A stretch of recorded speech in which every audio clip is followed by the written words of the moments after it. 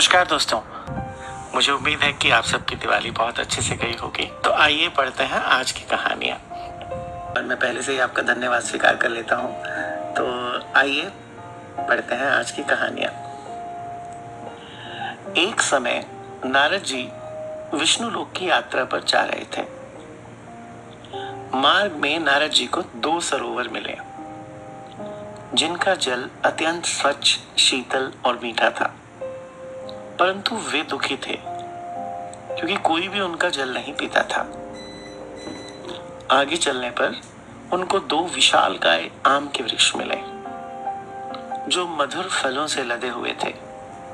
परंतु दोनों वृक्ष भी सरोवर की तरह दुखी थे, क्योंकि उनके फल कोई नहीं खाता था। आगे चलने पर उनको 2 दुधारू गौएं भी मिली, जिनका दूध उनके बछड़े भी नहीं पीते थे, इसीलिए वे भी दुखी थीं। नारद जी ने भगवान विष्णु के पास पहुंचकर मार्ग में मिले सरोवर, आम्र वृक्ष एवं गौओं के दुखी होने का कारण बताने हेतु प्रार्थना की। श्री भगवान ने कहा कि यह सब कर्मों का प्रतिफल है। विधाता मात्र न्याय करते हैं, उन्हें किसी से राग द्वेष नहीं है। दोनों सरोवर पूर्व जन्म में 2 सगी बहनें थीं। वे धनाढ्य और दानी भी थीं, परंतु वे दान देने में पक्षपात करती थीं। केवल परिचितों को ही दान देती थीं। इतना ही नहीं, वे हमेशा अपनी प्रशंसा की कामना भी करती थीं। उनके विचारों में अत्यंत संकीर्णता थी। उनका उद्धार तभी होगा जब सरोवरों का पानी नहरों द्वारा सभी के खेतों को मिले और सभी का कल्याण हो। इसी प्रकार दोनों आम्र वृक्ष पूर्व जन्म में प्रकांड विद्वान थे, परंतु स्वार्थी होने के कारण उनकी विद्वता का लाभ अन्य लोगों को नहीं मिलता था। उनका उद्धार तभी होगा जब उनके फलों के बीजों से अनेक उद्यान लगाए जाएं और सभी लोगों को फल खाने को मिले। और दोनों गौओं के विषय में भगवान ने कहा कि ये दोनों गौएं पूर्व जन्म में महिलाएं थीं। वे मात्र अपने पति तथा बेटों का ध्यान रखती थीं। उनमें स्वार्थ एवं कपट की भावना अत्यंत प्रबल थी, और स्वभाव भी उनका अत्यंत संकुचित था। उनका उद्धार तभी होगा जब उनका दूध अभावग्रस्त रोगियों, पीड़ितों एवं निर्धन बालकों को मिले। भगवान के समाधान के अनुसार तीनों ने आचरण किया, और कुछ समय बाद ही तीनों का दुख दूर हो गया। उक्त आख्यान से स्पष्ट हो जाता है कि प्रत्येक व्यक्ति को अपने कर्मों के अनुसार कर्मफल अवश्य ही मिलता है। कर्मफल मिलने में भले ही विलंब प्रतीत हो, परंतु कर्मफल तो मिलेगा ही। दूसरी कथा महाभारत पर आधारित एक अनुश्रुति है कि राजा धृतराष्ट्र के 100 पुत्रों के युद्ध में मर जाने के बाद उन्होंने भगवान श्री कृष्ण से पूछा कि जीवन में मैंने कोई ऐसा भयंकर पाप नहीं किया जिसके फलस्वरूप मेरे 100 पुत्र एक साथ मर गए। भगवान श्री कृष्ण ने उन्हें उनके पिछले जन्मों को देखने के लिए दिव्य दृष्टि प्रदान की। तब राजा को मालूम हुआ कि 50 जन्म पूर्व वे एक पहेलिया थे, और उन्होंने वृक्ष पर बैठे हुए पक्षियों को पकड़ने के लिए जलता हुआ जाल फेंका था, जिससे 100 पक्षी जलकर मर गए थे। कुछ अंधे हो गए थे। 50 जन्मों तक संचित पुण्य कर्मों के कारण उन्हें अपने इस पाप कर्म का दंड नहीं भोगना पड़ा, और जब पुण्य कर्मों का प्रभाव क्षीण हो गया तो यह फल भोगना पड़ा। इस कथा का सारांश यही है कि प्रत्येक व्यक्ति को अपने बुरे कर्मों का फल यथासंभव भोगना ही पड़ेगा। राजा धृतराष्ट्र को भी अपने पाप कर्म का दंड दृष्टिहीन होकर अपने 100 पुत्रों की मृत्यु के रूप में भोगना पड़ा। अतएव यह स्पष्ट है कि मनुष्य जैसा कर्म करता है वैसा ही फल पाता है। इस कथा के लेखक श्री रमेश चंद्र जी बादल, और तीसरी कथा के लेखक श्री निरंजन दास जी धीर। आइए पढ़ते हैं तीसरी कथा। बात पुरानी है परंतु है सच्ची। पुराने पंजाब के मुजफ्फरगढ़ जिले में जंगल के समीप एक छोटा सा गांव था। वहां रामदास नामक एक दर्जी रहता था। आसपास के जमींदारों के परिवारों के कपड़े सीकर वह अपने परिवार का भरण पोषण करता था। रामदास सीधा सच्चा भक्त था। उसका साधन था भगवत नाम कीर्तन और भगवान की लीलाओं का गान। कभी कपड़ा सीने की मशीन की टिक टिक के साथ उसका नामोच्चारण कतार बंध जाता, तो कभी हाथ की सिलाई के साथ लीला पदों का गान होता। नाम कीर्तन से उसका हृदय निर्मल हो गया था। अतः उसका श्री भगवान से प्रेम तथा संसार से वैराग्य हो गया। उसका जीवन शांति में तथा संतोष परायण था। वह हर समय प्रभु कृपा का अनुभव करने लगा। एक असहिष्णु मुसलमान पड़ोसी को उसका शांति और संतोष से रहना बुरा लगा। वह सोचता था कि यदि इस काफिर की मशीन न रहे तो यह अपनी आजीविका अर्जन ना कर सकेगा और तब यह और कहीं चला जाएगा। एक दिन उचित अवसर मिलने पर उसने भक्त जी की कपड़ा सीने की मशीन चुरा ली। भक्त जी सोचने लगे कि मेरे प्रभु को मशीन की टिक टिक अच्छी नहीं लगती होगी, तभी तो उन्होंने उसे उठवा दिया है। वे प्रसन्न चित्त से हाथ से ही कपड़े सीने लगे। उन्होंने मशीन के चले जाने की सूचना भी पुलिस में नहीं दी। और उधर भगवान की भक्त वत्सलता जागृत हुई। उनसे भक्त की यह हानि न देखी गई। चोरी के दूसरे ही दिन चोर के दाएं हाथ की हथेली में एक भीषण फोड़ा निकला, जिसमें इतनी पीड़ा थी कि ना दिन को चैन ना रात को नींद आती थी। दूसरे ही दिन उसे सरकारी अस्पताल में जाना पड़ा। डॉक्टर ने नश्तर लगाकर पट्टी बांध दी। औषध प्रयोग से जब फोड़ा कुछ अच्छा होने लगता, तब दूसरा फोड़ा निकल आता। डॉक्टर की समझ में नहीं आ रहा था कि सारे प्रयत्न करने पर भी उसका हाथ क्यों नहीं अच्छा होता। अंत में वह इस निश्चय पर पहुंचा कि रोगी ने अवश्य ही इस हाथ से कोई घोर पाप किया है। उसने रोगी से स्पष्ट कह दिया कि तुमने इस हाथ से कोई घोर पाप किया है, जिसके कारण मेरी अनुभव सिद्ध औषधियों का प्रयोग करने पर भी लाभ नहीं होता। तुम्हें अपना अपराध प्रभु से क्षमा करवाना होगा।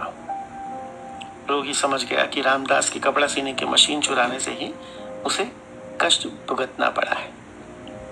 उसने गांव में आकर उचित अवसर पर मशीन भक्त जी के घर पर रख दी और उसके हाथ का फोड़ा भी शीघ्र ही ठीक हो गया। आज के लिए बस इतना ही। आपने पॉडकास्ट सुनने के लिए अपना बेशकीमती समय दिया, उसके लिए दिल से बहुत बहुत धन्यवाद। अंत में दो बातें। मेरा इंग्लिश पॉडकास्ट लाइफ बुक नाम से सभी प्लेटफॉर्म्स पर उपलब्ध है, और दूसरा मेरी लिखी किताबें अमेजन, फ्लिपकार्ट और अन्य वेबसाइट्स पर उपलब्ध हैं। तो आप इन दोनों में से अगर कुछ ट्राई करना चाहें तो मोस्ट वेलकम। और अगली मुलाकात तक सुरक्षित रहें, स्वस्थ रहें, खुश रहें। आप सुन रहे थे पॉडकास्ट किताबी कीड़ा, संजय गोरा।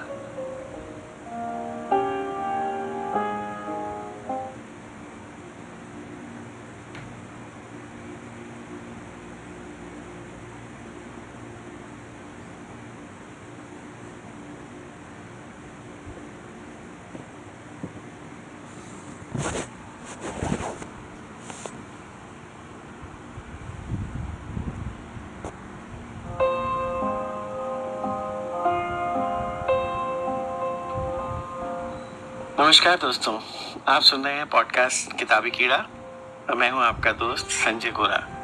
आइए पढ़ते हैं आज की कहानियां। एक बार कुछ किसान हल जोतने के लिए खेतों में गए। इतने में चारों ओर काली घटाएं छा गईं। किसानों ने जमीन साफ कर बैलों को तैयार किया और हल जोतने लगे। बादल ने किसानों को संबोधित कर तेज आवाज में कहा, ए किसानों, हल चलाना बंद करो, अपने घरों को जाओ। अब मैं नहीं बरसूंगा। किसानों ने पूछा, क्यों, ऐसी नाराजगी क्यों? हमसे क्या गलती हुई जो आप नहीं बरसेंगे? बादल ने कहा, बस मैं नहीं बरसूंगा। किसानों ने बहुत आग्रह किया, प्रार्थना की, लेकिन बादल अड़ा हुआ था कि मैं अब 12 वर्ष तक नहीं बरसूंगा। किसानों ने फिर भी पूरी मेहनत से हल चलाए, बीज बोए। दूसरे साल फिर किसान पूरी तैयारी के साथ खेतों में गए। बादल ने फिर अपनी बात दोहराई कि मैं नहीं बरसूंगा, तुम लोग घर जाओ। किसानों ने फिर भी हल चलाए और खूब मेहनत की। तीसरे वर्ष भी यही स्थिति रही तो बादल ने कड़क कर पूछा, तुम क्यों नहीं इस व्यर्थ के काम को छोड़कर घर चले जाते? मैंने जब कह दिया है कि मैं किसी भी हालत में 12 वर्षों तक नहीं बरसूंगा। किसानों ने कहा, आप बरसें या ना बरसें, हम तो हल चलाएंगे, बीज बोएंगे, पूरा श्रम करेंगे। बादल ने पूछा, क्यों, क्या फायदा? किसान बोले, हम हल नहीं चलाएंगे तो हमारे बच्चे हल चलाना, जमीन तैयार करना, खेती करना सब भूल जाएंगे। इसलिए आप बरसें या ना बरसें, हम तो अपना काम करेंगे। किसानों के आत्मविश्वास, संकल्प को देखकर बादल अभिभूत हो गया। इस बार वह खूब बरसा, चारों ओर फसल लहलहा उठी। इस कथा के लेखक हैं श्री पंकटलाल जी आसोपा। दूसरी कथा। किसी गांव में एक बड़े अनुभवी मुखिया थे। वे गांव की भलाई चाहते थे और गांव उनकी हर बात मानता था। मुखिया ने कभी किसी के साथ अन्याय नहीं किया और दीन दुखियों के वे सच्चे सहायक थे। गांव अपनी एकता और सुख समृद्धि के कारण सारी तहसील में मशहूर हो गया।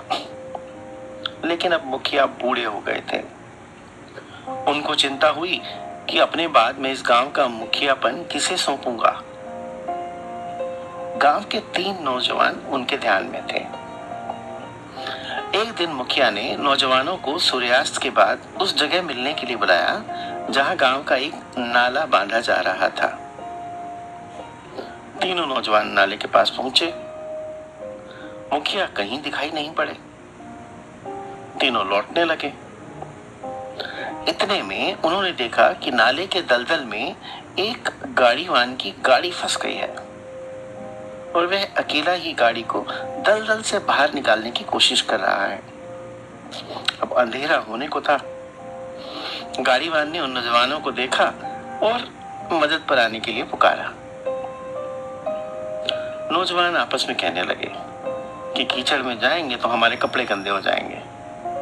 एक बोला, मुझे बहुत जरूरी काम है, मैं जाता हूँ।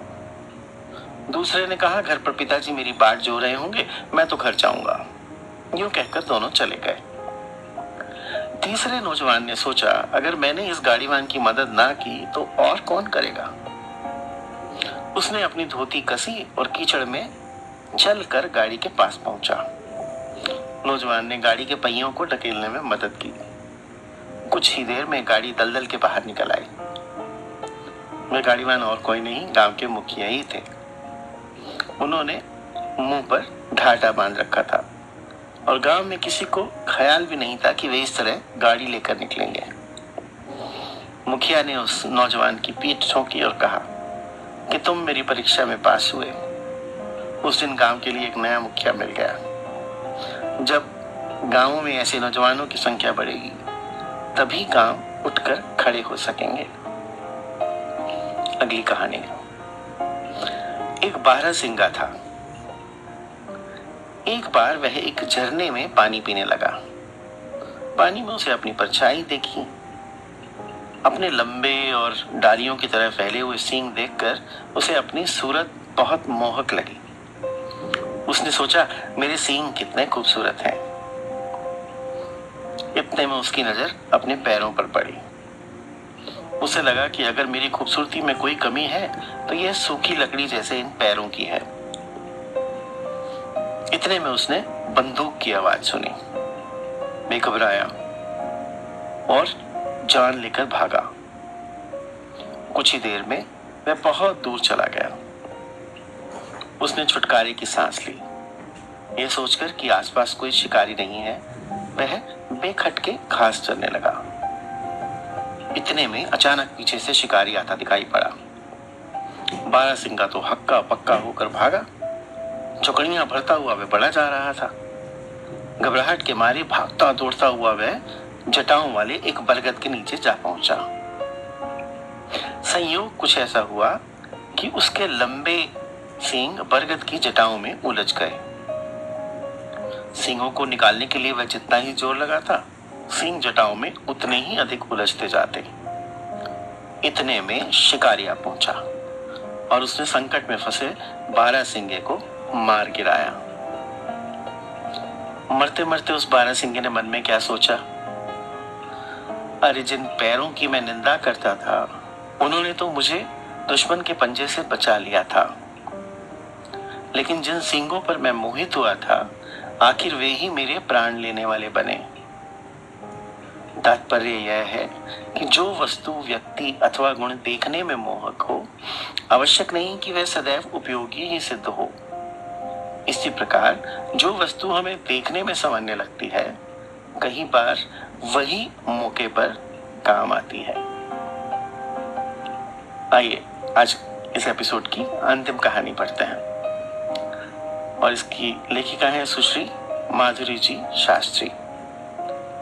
सिंहनगर के राजकुमार का नाम चंदन था। उसके पेट के अंदर एक सांप रहता था। राजकुमार जो भी खाता पीता उसके बल पर सांप दिन भर दिन पुष्ट होता जाता और राजकुमार निर्बल। एक दिन जब राजकुमार सो रहा था तब उसका मुंह खुला रह गया था। सांप को मौका मिल गया।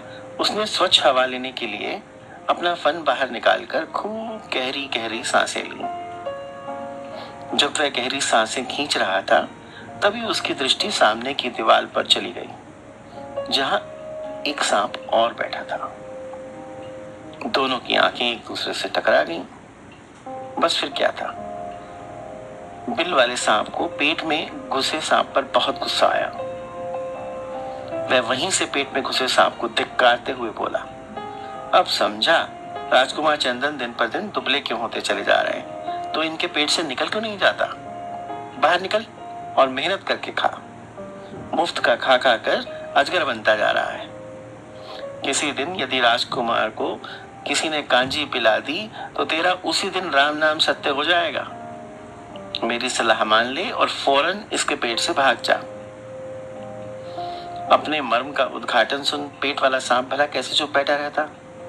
वह भी फुफकार कर बोला, तू मुझसे बेकार जलता है, अपनी ओर देख, तू कौन सा दूध का धोया हुआ है।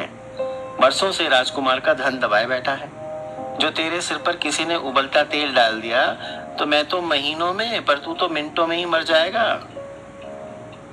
दोनों सांप कहासुनी करके अपने अपने स्थान चले गए। इस परस्पर रहस्य उद्घाटन को राजकुमार की पत्नी मालविका सुन रही थी। उसने उसी दिन कांजी बनवाई और अपने पति को स्वस्थ कर लिया। दूसरे दिन तेल खौलाकर दीवार के छेद में डलवा दिया और सारा धन निकलवा लिया। इस प्रकार दोनों सांपों के स्वाहा होने पर वे सुखपूर्वक रहने लगे। आपस की कलह से तीसरे को फायदा हो गया। तो आज के लिए इतना ही। आपने अपना बहुमूल्य समय इस पॉडकास्ट को सुनने के लिए दिया, उसके लिए ओर से बहुत बहुत धन्यवाद।